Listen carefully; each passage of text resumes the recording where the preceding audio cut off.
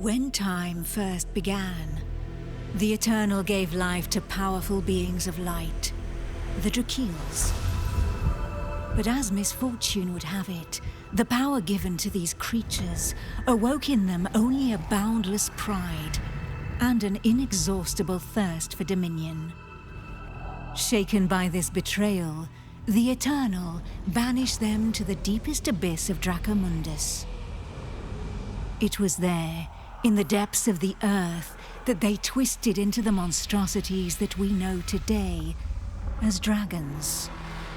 Alas, possessed more than ever by hate and vanity, the Banished refused to admit themselves defeated. Through their voices, they persisted in corrupting humanity. Through their blood, they defiled the land we call our home. From that moment on, mankind would live in fear. Fear that one of the Dragon Lords, the most powerful of the Banished, would one day return to the surface. With the support of his dragon kin, Sor Ichnog succeeded in escaping from his subterranean prison. And brave souls, guided by the light, rose up and vowed to push him back. Soldiers of the Order, righteous and faithful to the Eternal, who suffered body and soul after coming into contact with draconic corruption. Rare were those who remained impervious to the depraved whispers of the dragons on the outskirts of this gaping breach. One such person was Godefroy of Clairval, Grand Knight of the Order of the Eternal.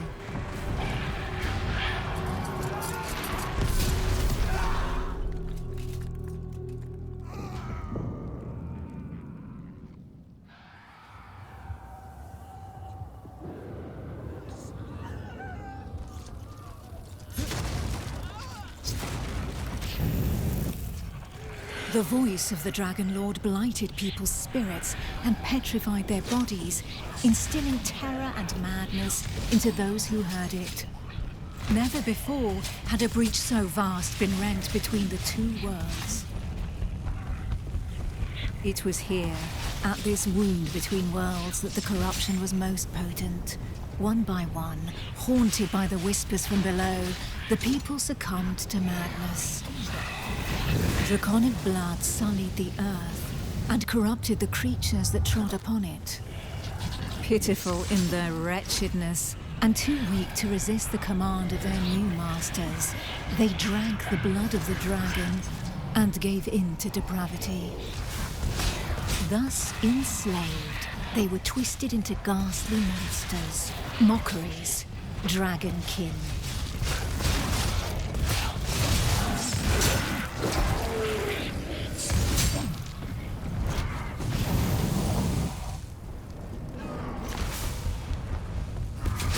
Men, women, children, animals, for as many slaves as there were devoted to their cruel masters, just as many grotesque monsters blindly obeyed any order given to them by their Dragon Lord.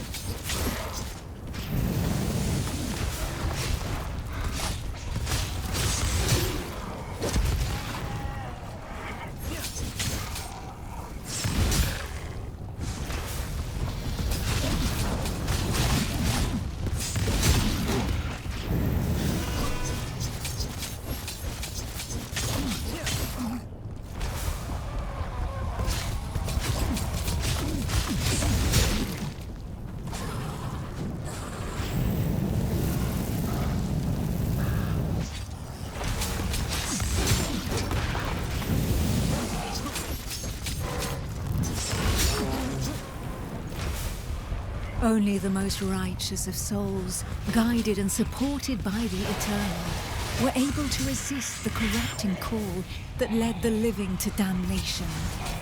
These righteous few bore the feeble flame of man through the darkest shadow, and though it flickered, it would not be extinguished.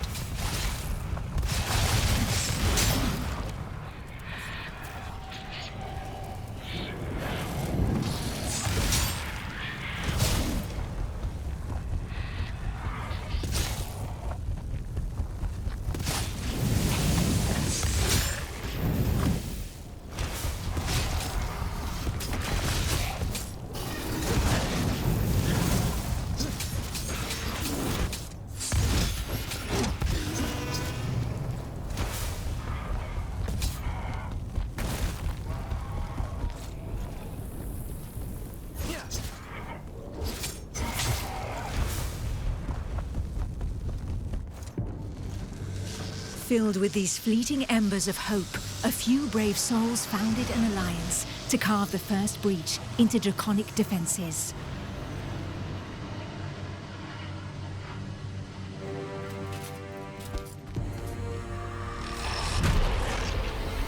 Here, the Dragonkin's power was strong.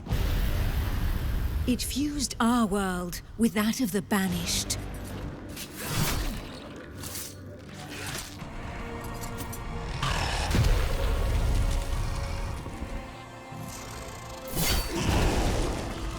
Godefroy of Clairval heroically broke through and shattered their defense barriers.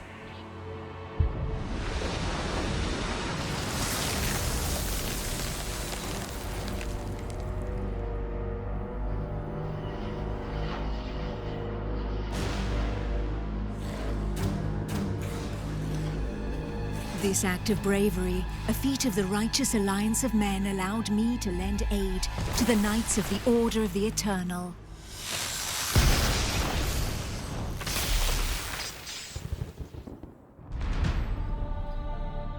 Me, Almantir, Grand Oracle of Pytho Durkan, Dragon Blood, a human altered but not consumed by the draconic blood that flows through my veins. My sisters and I have powers given to us by the dragon, but our souls remain our own.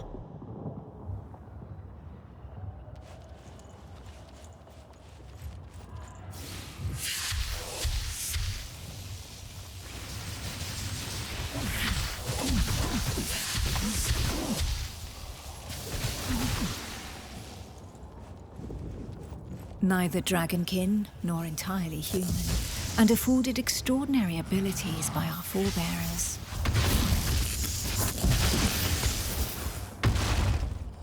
By those who drank the blood of the only banished dragon to have ever repented before the Eternal.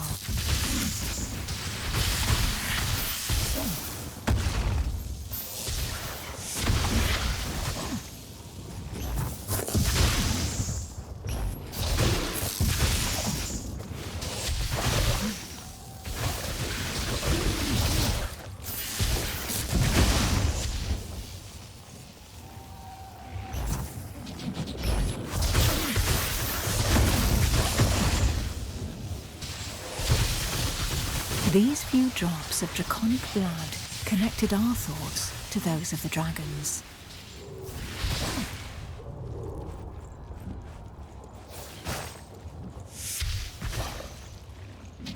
Struck by fleeting visions, we sought glimpses into their deeds and understanding of the feelings that drove them.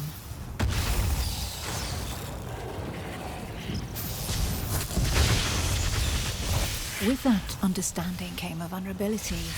We soon learned that we were at the mercy of their whispers. The voices threatened to consume us, with no hope of salvation.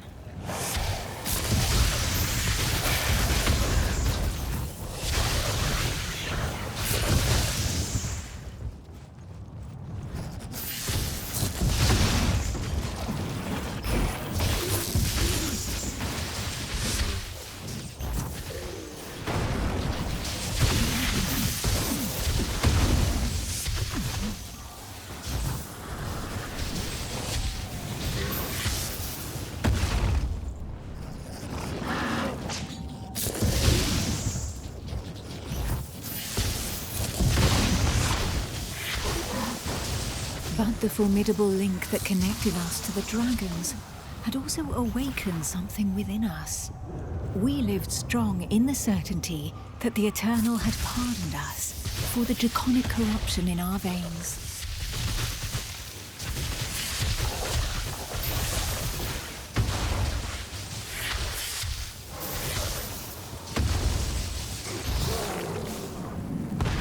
Our civilization fell alongside the blue dragon Pythodurcan, forcing us to live amongst men in the city of the Order of the Eternal.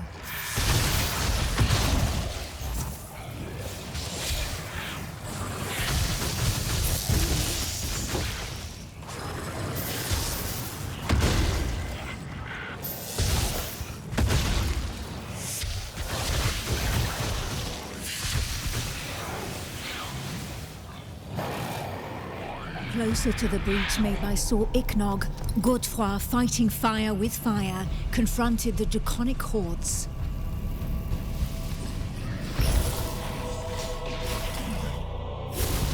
I battled by his side, but my strategy was less direct.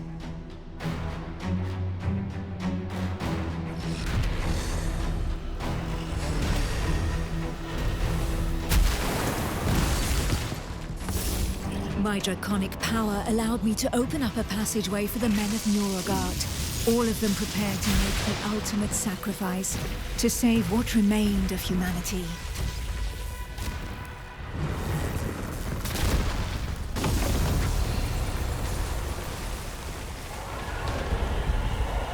Once this invisible barrier had been breached, they knew that their lives would hang by mere threads. But these warriors from the north cared little for the uncertainties of our plan. A hero's death in the heat of battle with their enemy was the greatest honor that could befall them. Led by the pale dragon blood Harold Truelson, the barbarian fleet had but one objective: to lure the enemy into the open sea and leave the path to the breach vulnerable. If a single vessel reached the coast, then this sacrifice would not have been for naught.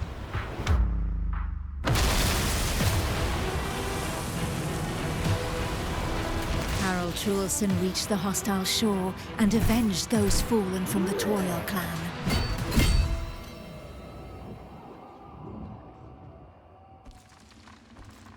The barbarians of Nuragard feared neither pain nor death, and they welcomed violence as they might an old and familiar friend. Truelson knew this friend better than most. His existence thus far had been one of suffering, of hardening his resolve, and of preparing to endure the worst of torments, without losing the one thing of value every warrior of his clan held dear: his soul. While the Knights of the Order of the Eternal had always been forbidden from making use of dragon's blood, the warriors from the north, staying true to their values, had taken this risk. A select few, highly trained clansmen, risking their lives in the process, had successfully imbibed the pale dragon's blood without succumbing to the corrupting voices. Among them was Truelson. To become a dragon blood barbarian, he paid the ultimate price and cast away a portion of his humanity. In exchange, he received draconic powers that he put to use for the Toriel clan, the Eternal, and humanity at large. And even if all others, from Montesky to Nuragard, recognized the courage and sacrifice of these brave warriors, there was not one that did not also regard them with sincere disgust. While there could be no doubt of their loyalty to Toriel, defender of the Eternal, their bodies, defiled by the dragon as they were, drove the rest of mankind to reject them. Truelson, for his part, cared little for his appearance. What did this matter after all, as long as his soul remained intact?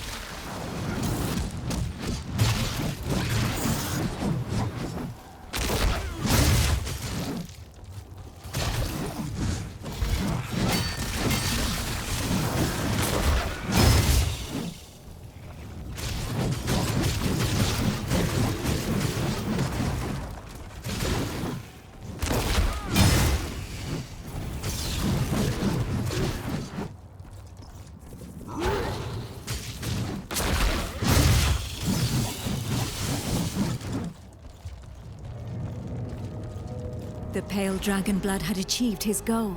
The Alliance's plan, as unlikely as it was to succeed, could run its course.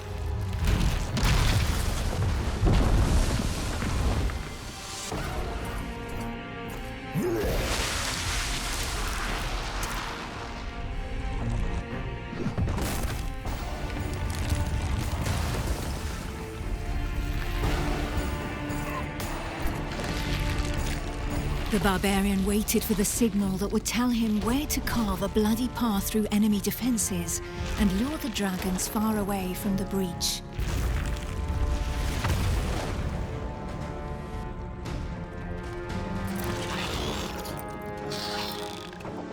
The Kongirati nomads, every bit as proud and as fearless as the warriors from the north, joined the alliance of men to help push back Sor Iknog, the Crimson Dragon.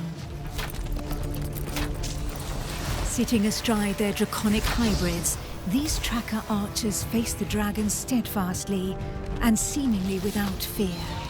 Not one would allow the enemy to make easy prey of them. Hides, wings, teeth bland. For the Kongirati, each draconic monstrosity was not only a threat, but also a quarry from which they could gain valuable resources.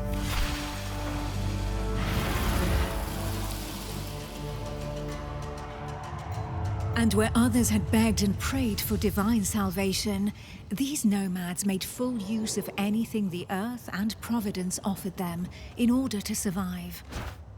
Their master tracker, Eula, however, did not see things in such stark shades of black and white. Of all those who made up their number, she was the first to recognize the value of this eternal light. She rejected neither the ancestral traditions nor the tracking of the Dragonkin, who had made it possible for the Kongirat to excel in the arts of potions, alchemy, poisons, and draconic hybridization. How long would her people be able to continue traveling freely if the corruption were to poison the entire world? It was for this reason that she joined the Alliance of Men.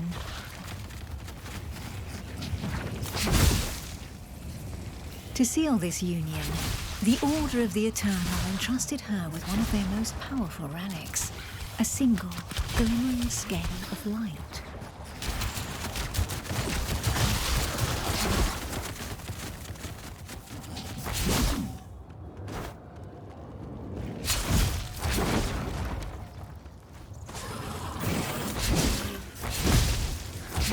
If the legends are to be believed, this scale had been pried from the hide of one of the Drakeels in the heat of battle, back when these beings of light had pushed back the banished dragon lords that ventured too close to the surface. Each champion had one, and the power of their light would be needed to push Sor Iknog back into the shadows.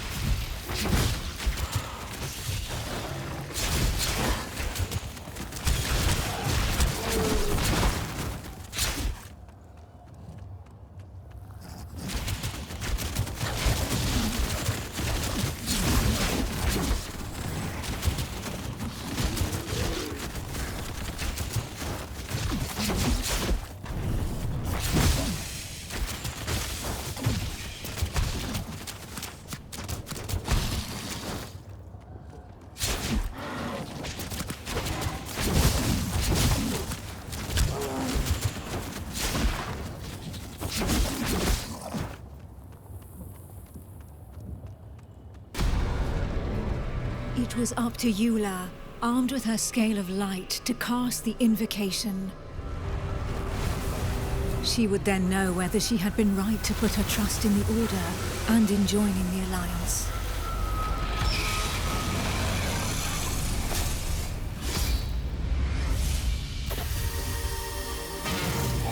The power of the light was like nothing ever seen before.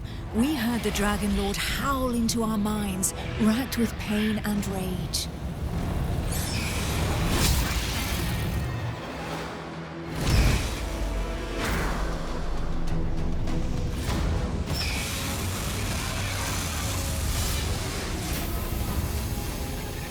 So close to the Dracomundus, our souls suffered as from 1,000 deaths, but we held fast to our positions.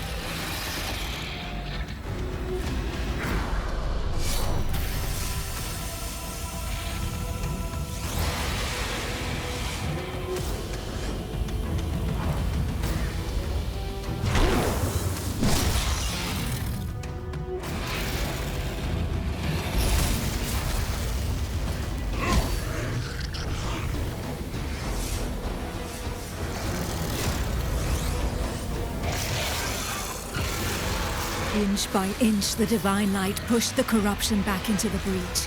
And it was thus that the Banished Lord saw Ignog disappeared once more into the shadows, where he would suffer eternal retribution.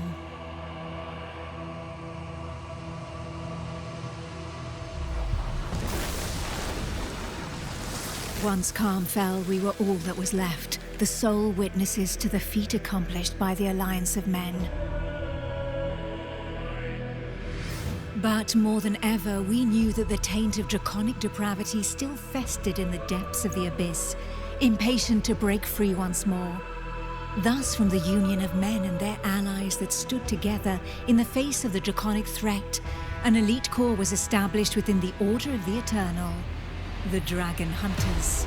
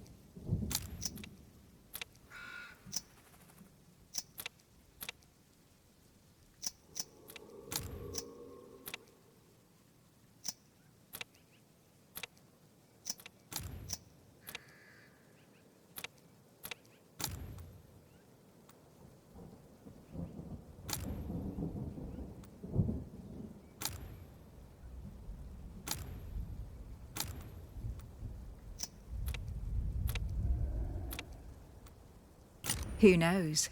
Perhaps the heroes that the Alliance of Men has been waiting for will be found among this unit's latest recruits.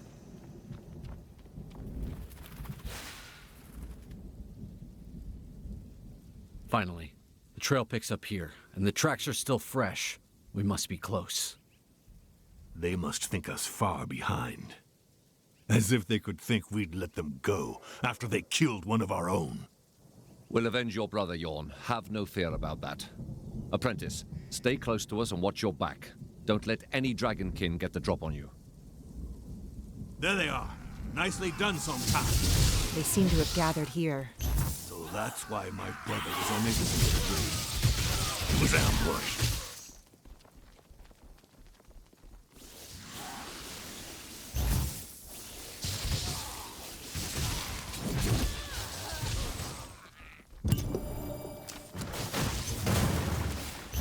The Dragonkin in the plains are not usually so organized. If they're congregating, plotting ambushes, laying traps, something must surely have changed. Then it's up to us to find out what that is.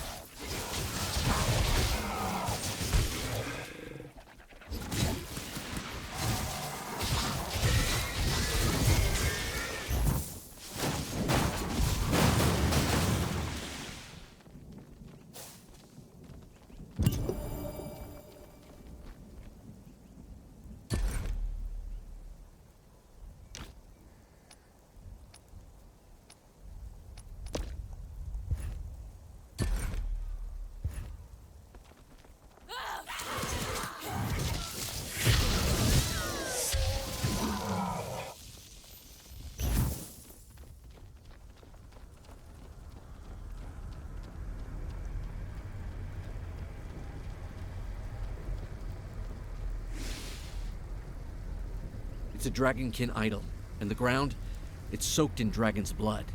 Astria, what could this mean? It's a place of worship. Take cover! Dragonkin! They've come to defend their sanctuary!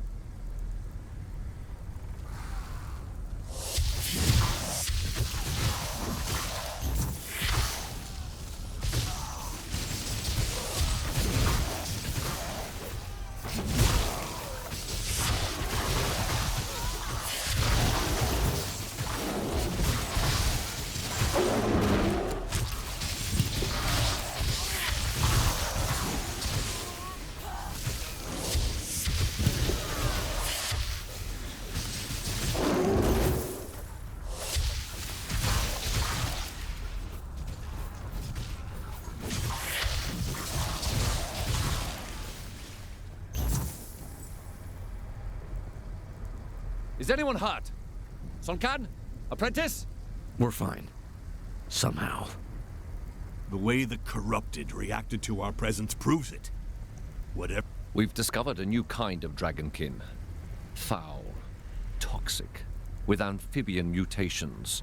It's like no enemy we've ever encountered before. Astria, you're the expert in draconic rites. Do you have any idea where they could have come from? All signs point to a ritual of corruption. And from the sheer amount of blood spilled here, we can assume they have enslaved a host of victims. Wait a moment. Their poison seems similar, like mine. The statue is crafted from black willow.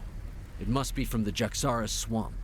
My clan's caravans used to stop for supplies there, before passing through your lands.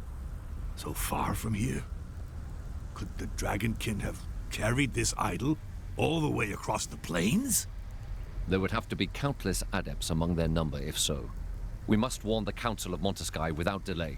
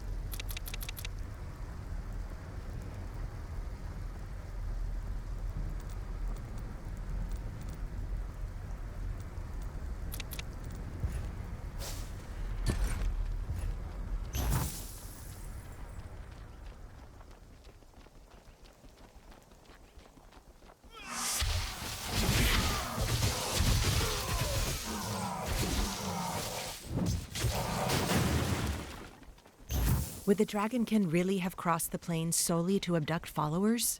Are you certain, Sonkin? Was it really Black Willow Wood? I am a Kongarati tribe. I would never mistake a plant. This statue is from Jaxara. There's no doubt in my mind. You're right. Every soul in Jaxara may already be twisted into their service. Let us only hope they are not planning to launch an assault on Montesky.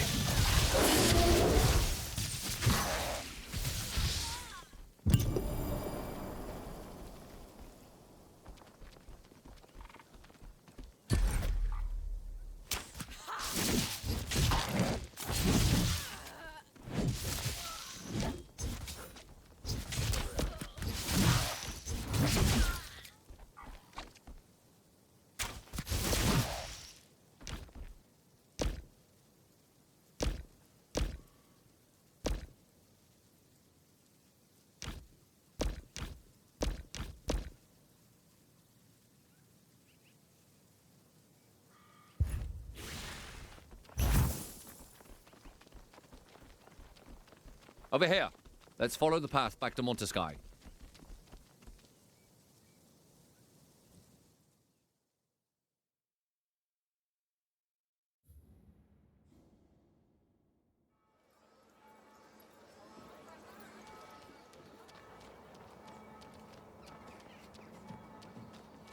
There's not a moment to lose. We need to convince the Council to send us on a mission to Jaxara. If we allow this cult to spread even further outside our walls, the citizens will starve.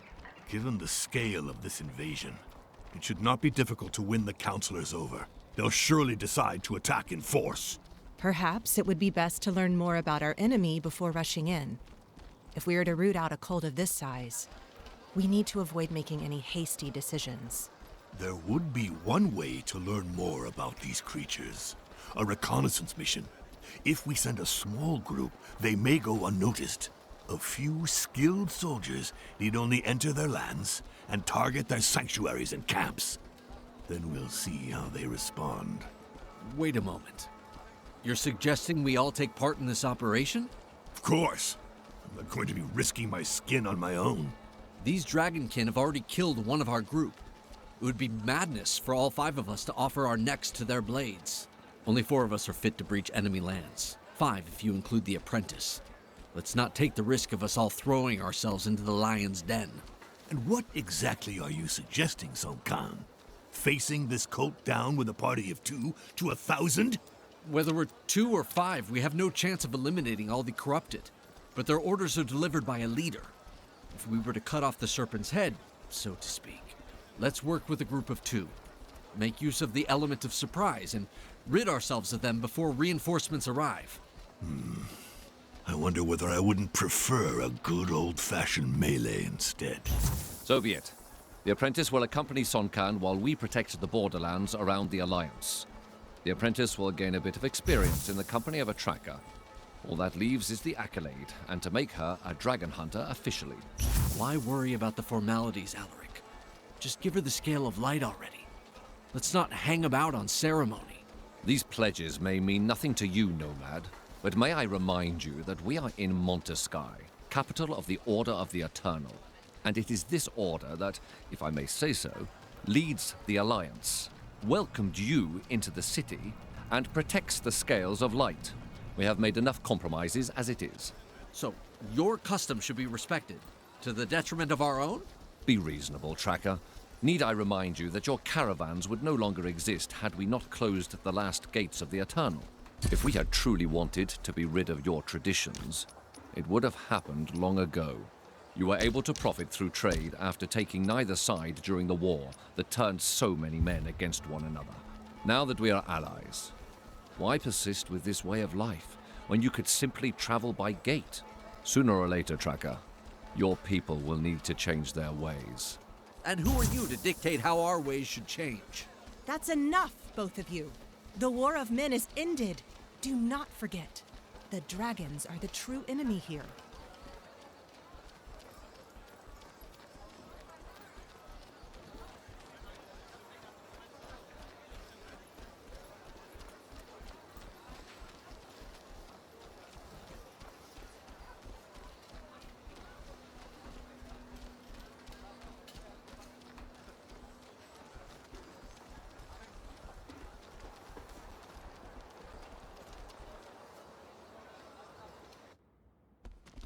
The Dragonkin number more than ever, and they are rapidly... Please forgive this intrusion, councillors.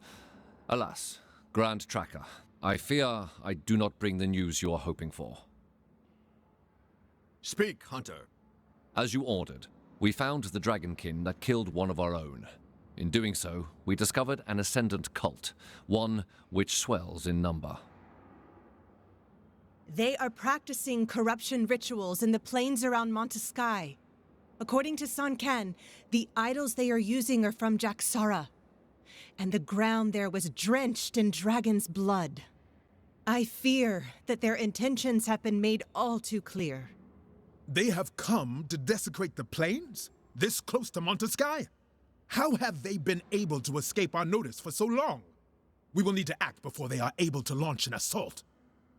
With your permission, Counselor, allow me to conduct a reconnaissance mission into enemy territory together with the apprentice. I know these lands well, since the Conqueror used to trade here. 2 hunters against an army of adepts? You cannot be serious. The Dragonkin have flooded the plains, de Clerval, and redoubled their assaults against my clan. This hunter strategy would allow us to combat them on several fronts. This is so. Allow Sun Can and the apprentice to gather information at least. I will oversee them, and if there is need for it, we will call them back. I suggest we put our trust in our hunters, Auspex. And what of the apprentice? She is ready, Auspex. Then your plan will have my support. High Priest Cornelius, proceed with the accolade. Kneel, apprentice. Today, before the Eternal, you commit to our fight against the dragons until they draw their last breath, to hunting those who serve them, to sealing the breaches to their vile prison of Dracomundus forevermore, to ridding humanity of their corruption. As a token of your sacrifice, please take this scale of light. It is a relic of Miriel, the Drakiel who, long ago, managed to banish these ungodly creatures together with the Eternal. It will protect you from the corrupting influence of their voices. Today, it will make you a protector of humanity, a blade of the Eternal, a hunter of dragons. Arise, hunter. Non Draco sit mihi dukes. Let not the dragon guide me.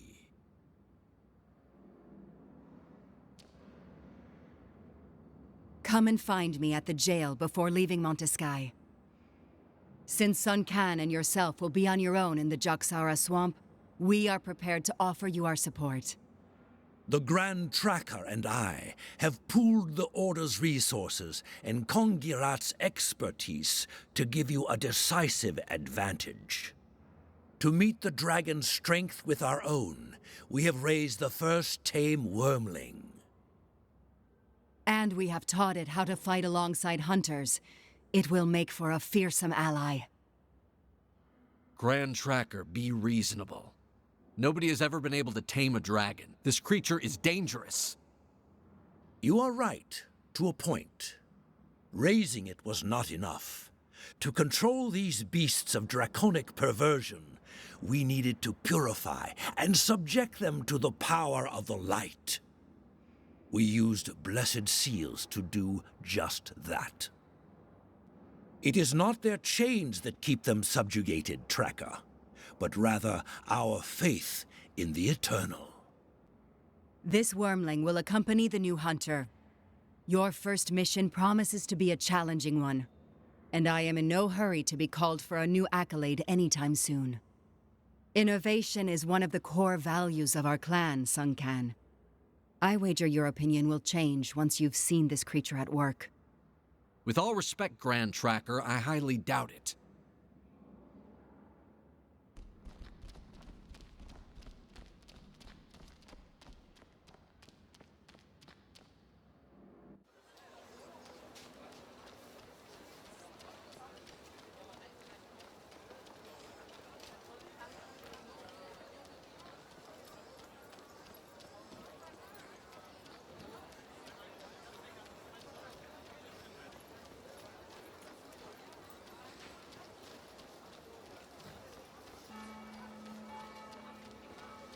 Follow me. I'll be waiting for you here.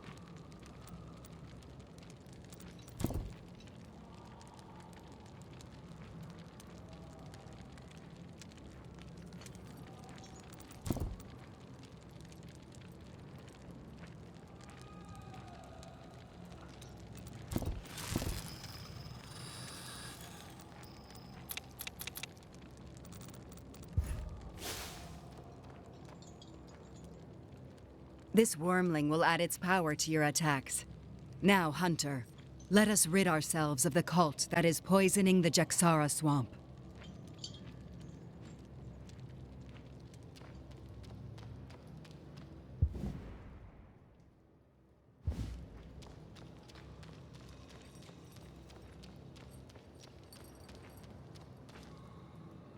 Keep an eye on your wormling. I don't like to see the Order getting involved in the clan's research. I often adventured in the Jaxara swamp, and I believe I know a village there where we can begin our search. Keep your scale close. The dragon's whispers are louder here, in Dragonkin territory.